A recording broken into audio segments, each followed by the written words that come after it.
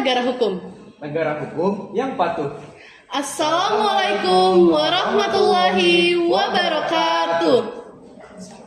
Shalom, Om Swastiastu, Namo Buddhaya, salam kebajikan. dan salam sejahtera untuk kita semua.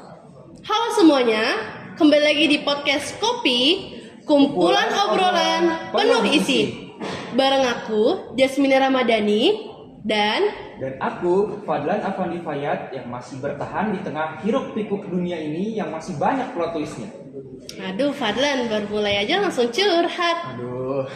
Podcast ini tuh emang tempat buat ngobrol santai, tapi biasanya nih ujung-ujungnya kalau udah serius, nusuknya nusuk banget. Betul, ada momen dimana kita lagi santai, ada juga dimana topiknya itu lagi nusuk gitu. Iya. Iya benar. Dan hari ini kita bakal bahas topik yang menurut aku nih dekat banget ya sama kehidupan remaja sekarang, Betul. yaitu dewasa sebelum waktunya. Topik yang mungkin banyak dirasain oleh orang-orang, tapi kayak belum terlalu dibahas secara serius gitu loh. Jadi masih banyak yang menyepelekan gitu ya nggak Min? Iya, karena sekarang tuh banyak orang yang belum selesai jadi anak kecil, yang biasa tuh jadi jakesnya MKKB nggak sih? KKB, betul. Tapi sebenarnya tuh hidup dia tuh pas kecil tuh selalu berusaha memahami orang lain, bahkan sampai kondisi ekonominya loh. Jadi kayak harus pura-pura nggak apa-apa gitu. Iya, Kayak jadi topeng gitu ya? Betul. Nah, jadi teman-teman, supaya obrolan kita ini semakin seru dan semakin asik, kita juga punya narasumber nih. Siapa tuh Fadlan? Siapa Langsung tuh? aja kita panggil, jeng. Narasumber pertama adalah Prof. Fitri, sebagai guru yang bakal ngasih sudut pandang dari sisi pendidikan dan orang tua kita di sekolah.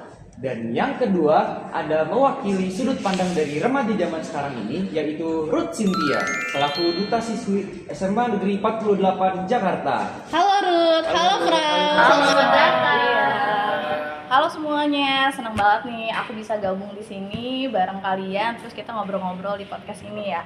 Ini dengan Aku Ruth Cynthia sebagai Duta Putri SMA Negeri 48. Senang juga bisa gabung ikut di sini. Semoga obrolan hari ini tuh bisa relate dan ngerasa teman-teman yang nonton tuh ditemenin ya.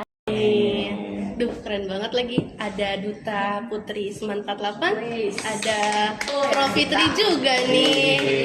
Duh, pastinya episode ini bakal seru banget deh. Seru banget nih. Jadi nonton ya, jangan sampai Di skip. Betul, itu dia. Nah, langsung aja nih. Aku mau nanya definisinya dulu menurut pendapat Frau dan Ruth. Mungkin bisa dimulai dari Frau dulu ya. Dewasa itu menurut Frau tuh kayak gimana sih, Frau? dewasa, kalau ngelihat dari fenomena sekarang, kita ngelihat remaja-remaja udah dituntutnya dewasa ya.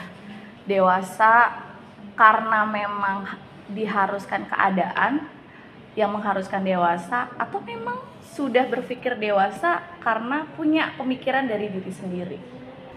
Kalau kalian gimana nih melihatnya? Kalau aku sendiri, kalau dewasa itu yang udah nggak bisa tidur siang lagi sih, Oh, Frau. Oh, Jadi kalau oke. Kalau dulu pas kecil tuh malah kabur. Iya, malah kabur, pengennya main terus sih. Giliran sekarang pengen Coba kabur. buat tidur Oke, siang. itu dewasa buat kalian ya, betul. Berarti kalau anak TK, anak SD masih ada jam tidur siang, kalian udah nggak ada nih. Ya iyalah ya, kita ada di sekolah sampai jam 3, betul. Tapi harus tetap semangat di jam-jam rawan nih biasanya. Keren. Kalau menurut Ruth gimana? Kalau menurut aku sendiri itu definisi dari tema kita hari ini ya, dewasa sebelum waktunya. Itu menggambarkan tentang kondisi di mana seseorang itu memang dipaksa untuk tetap menjalani kehidupannya, walau emang kadang dia ngerasa itu di luar kemampuan dia. Jadi ya ini harus tetap berjalan gitu loh, walau emang kadang gak sesuai sama harapan. Itu sih menurut aku. Duh, dalam banget ya, baru mulai loh ini. Betul. Selanjutnya, kita masuk ke pengaruh dan teknologi media sosial. Menurut Frau dan Ruth, teknologi sekarang tuh canggih banget dan cepet-cepet banget ya. Tinggal scroll tab itu kita dapat informasi tuh berjuta-juta dalam sehari. Nah, kalau menurut Frau dan Ruth, kira-kira teknologi ini lebih banyak membantu atau justru dampak negatifnya nih memberikan tekanan? Oke, aku dulu apa Ruth dulu nih? Ayo. Boleh. Oke, Pro dulu ya. Kalau kata Prof. Fitri ada dua sisi seperti mata uang ya. Kadang-kadang bisa menguntungkan kalian, kadang-kadang enggak juga gitu, nggak sih rasanya. Kadang dengan satu jari aja nih, kita udah bisa mengakses banyak banget peluang-peluang di luar sana, informasi yang mungkin zaman dulu nggak secepat ini dan seterbuka ini. Betul. Karena adanya teknologi itu pasti kita tidak bisa memungkiri itu. Tapi kadang-kadang kalau itu semua teknologi ini digunakan dengan nggak bijak, kita tahu sendirilah. Apapun bisa kita akses, apapun bisa kita buat, kadang menujunya hal-halnya ke negatif nih. Nah itu tergantung ke diri sendiri sih kalau kata Bang Fitri. Kalau ditanya lebih banyak plusnya atau minusnya, tergantung situasi dan kita manusianya yang memegang teknologi itu mau dibawa kemana. Jadi imbang gitu ya. Jadi imbang sih, di saat momen yang mana nih teknologi kalian lihatnya dari sisi yang mana dulu, sisi yang mau dibikin bagusnya atau sisi enggaknya. Sekarang remaja banyak banget kan berpenghasilan yang mungkin penghasilannya udah 2 digit, 3 Wah, digit gitu kan. keren banget Kita sih nggak itu. bisa pungkiri guys, itu memang bener-bener karena kemajuannya teknologi. Zaman dulu mana ada gitu kan. Nah, zaman sekarang apapun bisa terbuka karena adanya teknologi. Semua dipermudah, semua akses peluang dan segala macam. Nggak ada tuh yang namanya, aduh nggak bisa, ini nggak bisa, ini kita tinggal nyari. Keran bocor aja sekarang cewek-cewek udah bisa benerin karena semuanya informasi udah ada di informasinya udah ada di media-media atau medsos-medsos, gampang banget kan. Iya. Tapi gimana caranya ya? Negatifnya ada nggak? Pasti ada. Ya tergantung manusianya. Dia mau guna ini buat apa nih? Gitu. Kalau Ruth sendiri gimana? Kalau menurut aku ya, apalagi di sudut pandang remaja, sebenarnya teknologi ini sekarang kan udah melaju sangat pesat ya. Apalagi sekarang tuh ada AI. Sekarang tuh AI tuh waduh sangat-sangat amat canggih. Kayak nggak Apalagi bisa bedain kan? bener, para remaja Real, juga kadang tuh betul. memanfaatkan AI tuh kadang lama-kelamaan itu bakal jadi kebiasaan dan itu akan kembali ke buruk. Jadi kalau misalnya ditanya itu lebih banyak plus sama minusnya, aku setuju sama Fauzi. Kalau misalnya itu seimbang, balance. Sekarang balik lagi ke siapa nih penggunanya.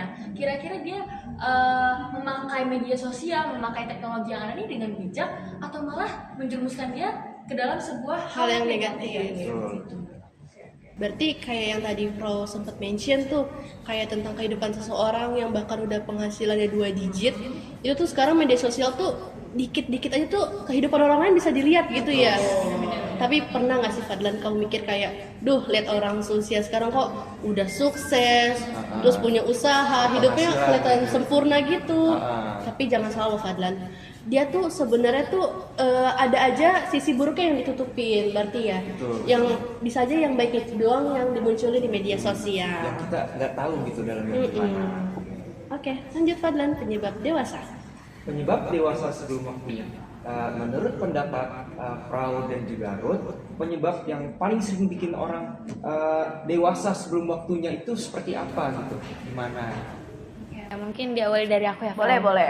Kalau menurut aku itu sebenarnya diawali, berarti pondasi awalnya ya. Iya. Menurut aku itu dari keluarga sih. Karena keluarga kan memang yang ngurusin kita dari awal, dari kita masih bayi sampai saat ini kan memang yang mengerti keadaan kita keluarga. Jadi memang sebenarnya semuanya itu diawali sama keluarga, tapi didukung juga sama faktor eksternalnya dari lingkungan pertemanan contohnya, dan juga organisasi yang mungkin dia ikuti. Itu bisa jadi mendukung faktor dari penyebab kalau misalnya kita dewasa sebelum waktunya. Jadi selain keluarga ada juga faktor eksternal yang mendukung. Kalau menurut Frau gimana? Betul juga sih. Kayak kalau kita simpulin banyak remaja-remaja, apalagi seusia kalian kayak kehilangan masa remaja. Pernah nggak sih ngeliat kayak gitu di lingkungan atau teman-teman gitu kan? Maksudnya apa sih kehilangan masa remaja? Mestinya kan remaja itu nggak mikir yang berat banget ya, tapi karena tuntutan, karena lingkungan atau karena lingkup pertemanan yang membuat semua itu jadi pola pikirnya berubah. Jadi kayak bener juga Ruth, fondasi pertama emang keluarga, tapi ketika kita keluar dari lingkungan pertama, kita akan menemukan lingkungan sosial. Lingkungan sosial itu tidak kalah penting, faktor eksternal yang memang benar-benar itu bisa mempengaruhi karakter remaja mau dibawa kemana. Aku pernah punya seorang temen yang dia di rumahnya itu baik banget, laki-laki, tapi ketika dia keluar dari zona nyaman keluarga, dia mendapatkan satu pertemanan yang menurutnya, kalau remaja kan mikirnya nggak mikir panjang ya, tiba-tiba tuh dia terjatuh lah, ibaratnya jatuh ke sebuah pertemanan yang toksik. Toksiknya apa? Usia remaja udah pada ngerokok, usia remaja udah pada minum, kenal minum, atau hal-hal lain lah yang kita anggap itu negatif dan mestinya itu nggak terjadi untuk untuk kalangan remaja. Tapi karena lingkungan yang dia masukin itu salah, mau nggak mau kena apa enggak, terdampak nggak? Terdampak banget kan. Jadi kayak gitu tuh tergantung lingkungan juga. Jadi untuk guys, untuk remaja-remaja sekarang, khususnya anak-anak SMA yang mungkin nih usia-usia adik-adik saya nih, aduh adik-adik, anak-anak aku di sini, itu tuh harus pinter-pinter cari lingkungan yang baik karena gimana pun kuatnya pondasi keluarga, kalau kamu terus-terusan diterpa sama lingkungan yang nggak baik tuh kalian akan ikut gak baik gitu. Biasanya tuh umumnya remaja tuh harus terlihat kayak matang gitu ya. Nah di depan itu lingkungannya biar betul, diterima. apalagi di depan medsos sekarang. Iya bener banget. Yang mestinya belum kenal dandan-dandanan karena memang sudah mulai kan sekarang fenomenanya anak SD aja udah pada kayak begitu kan gitu. Padahal zaman dulu saya SD kayak pakai tau nggak yang bedak ceplok gitu kan. Itu kayaknya udah gak ada gitu karena memang tuntutan aduh gue pengen kelihatannya dewasa padahal nanti ketika udah seusia Prof Fitri aja pengennya jadi anak kecil lagi gitu. Kangen masa-masa tidur siang, masa-masa lari-lari terus diomelin pulang gitu kan. Udah nggak ada lagi tuh kayak gitu-gitu. Nah itu udah hilang tuh masa-masa itu. Gimana tuh ya? Biasanya tuh mereka tuh tuntutan mereka tuh biar diterima sama circle-nya mungkin ya, biar nggak dijauhin. Itu mungkin salah satu faktor eksternal Iya, ya. kalau menurut sudut pandangku sih kayak gitu. Biasanya tuh kalau misalnya dia beda sendiri, umumnya tuh dia bakal dijauhin. diterima ya? Iya, kayak Takut tidak diterima sama lingkungan betul. barunya. Jadinya munculin yang namanya statement FOMO. Wah. Siapa nih yang dikit-dikit langsung ikut-ikutan nih tren-tren nih? Betul FOMO. Salah satu FOMO apa sih yang lagi beredar di remaja? Apa ya, tumbler Stanley kayaknya nih. Wah, mahal banget itu. Di awalnya kan biar mengurangi sampah plastik ya, Betul. tujuan utamanya. Tapi sekarang jadi FOMO-nya tuh main keren-kerenan tumbler ya. Wah, siapa tuh yang paling mahal biasanya? Oke. Itu ada nih di 48 nih. Aduh. Ada aja ya. Kayaknya enggak deh, 48 Nggak tuh ada ya. bagus sih. Enggak Caranya mengikuti ya. standar Oke. juga. Nggak Tergantung FOMO lah ya. fungsinya. Jadi coba saya liatin ya di kelas-kelas ya. Yang Siap. apa ya? Iya. Ingat guys, utamakan fungsi bukan gengsi. Betul, setuju sama ya. Kata-kata hari ini. Selanjutnya, ciri-ciri. Kan biasanya orang yang dewasa sebelum waktunya tuh pasti kelihatan nih, Frau. Ciri-cirinya kayak perilakunya kah, atau mungkin gimana cara dia bersikap ke orang lain. Itu biasanya tuh kayak gimana kalau menurut Frau dan Ruth? Kalau menurut aku sih biasanya mereka lebih cenderung untuk mendem semuanya sendiri sih. Jadi saat dia merasa dia ketinggalan, mungkin dia lebih akan bungkam dan dia, nah itu tuh yang nanti munculin kalau dia manfaatin medsos tuh ke hal yang negatif. Itu bahayanya remaja sih gitu sih. Dan benar, remaja itu kadang tuh berpikirnya nggak panjang gitu loh. Di saat hal itu dia ngerasa, misalnya itu lagi booming dan itu memang dia ngerasa oh gue juga harus seperti ini gitu loh, tanpa berpikir panjang dan tanpa berpikir bahkan kalau nggak ada manfaatnya pun di saat dia tahu orang lain melakukan itu ya dia mau aja buat lakuin. Itu buruknya remaja sekarang sih menurut aku, dan itu sangat disayangkan. Iya, dan itu sangat disayangkan. Kalau menurut Frau gimana? Kalau aku tuh ngelihatnya bener sih, banyak beberapa yang diem aja gitu kan, kayak terima padahal kepalanya mungkin penuh dengan isi-isi yang nggak tahu apa yang mestinya nggak perlu dipikirin, akhirnya jadi overthinking. Yes. Nah overthinking itu guys yang kayak kadang-kadang bikin kita langkahnya tuh terhenti karena apa? Takut. Iya. Aduh kalau Takut melangkah ya? betul, kalau aku gini jadinya nanti gini nggak ya, terus teman-teman terima nggak ya. Nah overthinking yang berlebihan itu muncul karena merasa ingin dihargai tadi, ingin diterima sama lingkungannya, padahal nggak harus memikirkan hal-hal yang mungkin aja teman-teman nggak mikirin itu gitu. Tapi udah jauh banget kayak mikirnya tuh kayak nanti gue diginiin nggak ya, diginiin ya. Tapi mikirnya kayak hal yang negatif. Betul, arahnya ke negatif. Itu malah justru yang mematikan karakter remaja. Jadinya banyak remaja yang dia nggak pede atau insecure-nya tinggi banget gitu. Jadi untuk muncul tuh menghalalkan segala cara, kayak tampilan harus gini, sepatu gua harus gini gitu. Kayak Padahal tuntutannya padahal kita nggak nuntut Iya. gitu. Tapi karena overthinking itu membuatlah kita seperti itu. Jadi agak was-was juga nih kita nih sebagai remaja juga nih. Nah, selanjutnya ada kasus nyata. Boleh dong Fadlan dibacain kasus nyatanya? Kasus nyata. Jadi aku tuh pernah lihat mungkin dari sini ya, jadi kayak ada kasus remaja itu tiap hari dari pulang sekolah dia ngebantu orang tuanya jualan sampai larut malam, tapi besok itu sekolah lagi gitu. Kayak setan biasa aja kayaknya Frau. Kayak nggak ada beban atau apa, itu sebenarnya tuh mereka tuh bisa jadi nutupin kesedihannya atau kesusahannya gitu ya Frau. Kalau kata Fadlan nggak di sini, kamu belum tahu. Banyak orang-orang yang sebelum kalian yang ada di sini, dan itu ada di tempat apa, itu realitanya ada. Misalnya kayak tadi Fadlan bilang pulang sekolah harus bantuin mamahnya atau ayahnya jualan, tapi besok pagi dia datang dengan tidak telat terus dengan semangat gitu kan. Padahal mungkin capek gitu kan. Itu banyak. Tapi kan guru nggak mungkin sharing, oversharing yang ini ya kamu gini loh, nggak gitu. Padahal kita tahu, apalagi kalau beberapa walas ya pasti udah tahu. Dan itu banyak dari teman-teman kalian, entah itu kelas 10, 9, 12 yang mengalami hal demikian. Karena tuntutan ekonomi keluarga yang mungkin tidak seberuntung kalian lah.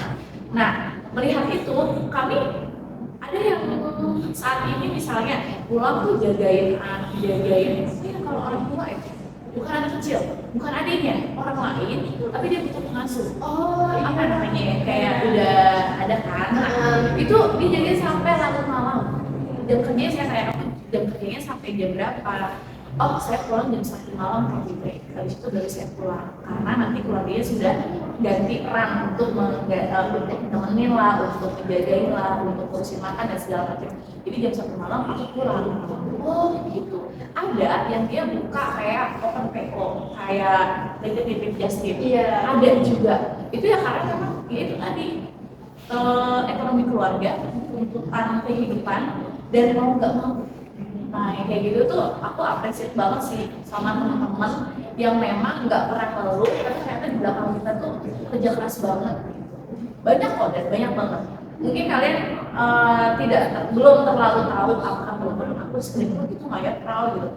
Ada gitu, dan banyak nggak cuma 1-2 gitu di depan. Aku dengarnya keren banget sih sebenarnya. Betul, itu guru-guru kayak keren banget. Dan nggak pernah ngeluh, wajahnya nggak pernah ngantuk. Pas tahu tuh kayak kamu gimana gini-gini, terus cerita lah. Pasti kan cerita antara guru sama muridnya cerita. Apalagi kalau pola saya cerita, oh saya kagum sih usia gitu udah bisa kayak berpikir ke arah sana, dia nggak mau bahkan manage waktunya bisa. Betul, manage waktunya kok bisa ya gitu. Makanya saya keren banget keren banget. Kalau dari buku remaja itu juga sebenarnya kenapa hal itu bisa terjadi, kenapa di depan misalnya apa, karena emang bener kata Frau itu tuntutan dan emang nggak ada jalan lain gitu. Jadi let it go, jadi biarin aja, kita jalan aja flow-nya dan segala macam. Nah, karena dan juga mereka tadi yang Jasmine bilang bisa manage waktu dan lain-lain, karena emang kadang dari hal yang mereka lakukan itu yang mungkin dari keterpaksaan malah jadi diri saya kebiasa. Aku pernah ada pengalaman di mana aku emang saat dulu kecil tuh saat aku SMP itu tuh aku berangkat sekolah tuh jam 5 dari pagi banget karena aku harus mengunjung dan rame-rame ya dan segala macam biar aku sampai sekolah tuh nggak telat. Nah, aku waktu itu ada naik Gojek kalau nggak salah. Aku naik Gojek dari pagi banget dan Gojek itu nanya ke aku, kok pagi banget sih saya berangkatnya gitu kan, ini jam berapa maksudnya? Aku bilang jam 15 Pak, emang kenapa? Ini pagi banget loh. Ini kalau misalnya kamu dari kecil aja udah dibiasain seperti ini, pasti nanti gedenya itu bakal terbiasa dengan hal yang online. Sampai tukang ojol pun ya orang yang aja kayak kampung ya, kalau bukan disiplinnya mungkin ya. Ya pasti teman-teman yang lain juga menerapkan hal yang sama. Sebenarnya mereka tuh menurut sisi Frau dan Ruth kehilangan ruang sebagai anak-anak tuh nggak sih? Masa menjadi anak-anak karena ada tuntutan dari segi ekonomi, keluarga. Pastilah ya, kehilangan momen itu ya, dimana mungkin mestinya bisa ketawa sendiri sama teman gitu, masih bisa hangout, masih bisa jalan, masih bisa ngobrol-ngobrol santai, dia harus berjuang gitu. Apalagi di saat kalian tertidur nih, dia masih mereka itu masih kerja di luaran. Ya, padahal kan kayak yang sekolah aja kayak banget. Apalagi mereka tuh guys, ingat di bawah tuh masih ada orang yang perlu kita apa ya, kayak peduli, kita pedulikan, jangan terlalu melihat ke atas, jangan lihat standar yang gimana gitu. Jadi jangan lupa bersyukur kan. Bersyukur, itu penting loh. Jadi nggak semuanya kan yang kita lihat indah ternyata indah di dalamnya. Yang penting bersyukur. Betul. Kira-kira ada solusinya sih, Bro? Yang paling penting buat remaja sekarang tuh apa? Biar dia nggak salah melangkah, biar nggak pemikirannya terlalu pendek, dan dia tuh bisa tepat gitu loh. Kehidupan yang remaja sekarang, kita tuh harus ngapain? Kalau kata Prof. Fitri ya, penting banget punya lingkungan yang baik. Baik itu tuh kayak gimana? Sehat pasti, terus nggak toksik, terus support. Karena lingkungan baik tapi nggak support kita pun, orang tua kita baik semuanya, kita dipenuhi dan segala macam, saudara-saudara baik. Tapi untuk support aja, support itu kan nggak harus dari dana ya. Support beliau-beliau datang, hadir di kehidupan kita di setiap momen-momen penting itu penting juga. Dan kalau mencari lingkungan pertemanan juga yang supportif, nggak saling ngejatuhin di belakang, nggak yang saling ngomongin di belakang, itu penting banget. Jadi yang paling penting adalah punya lingkungan yang baik dan supportif, selalu mensupport apa yang mau kita tuju nih. Kalaupun itu salah, ya kasih tahu, bukan diomongin di belakang. Dirangkul lah. Betul. Kalau menurut gimana? Kalau menurut aku sebagai siswi itu kita nggak boleh mendem semuanya sendiri sih, kita harus speak up, ada saatnya kita cerita. Dan menurut aku juga sebagai remaja itu jangan terlalu fokus sama hal negatif. Apapun yang kita lakukan itu pasti punya hal negatif, hal positif, tapi jangan terlalu fokus sama negatifnya. Contoh nih, misalnya nilai kita tuh jelek, dan terus dan mungkin orang tua pasti marah ya sih, sebagai orang tua pasti punya harapan dan pasti mungkin kita kecewain karena nilai kita yang jelek. Tapi coba jangan fokus sama itu, coba kita lihat ke hal positifnya.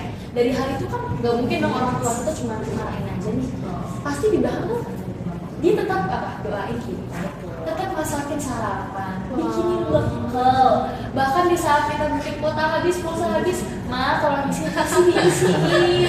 Itu tuh salah satu bentuk dukungan yang tadi Frau bilang nggak harus lewat materi. Mungkin setiap malam kita nggak tahu berdoa buat kita.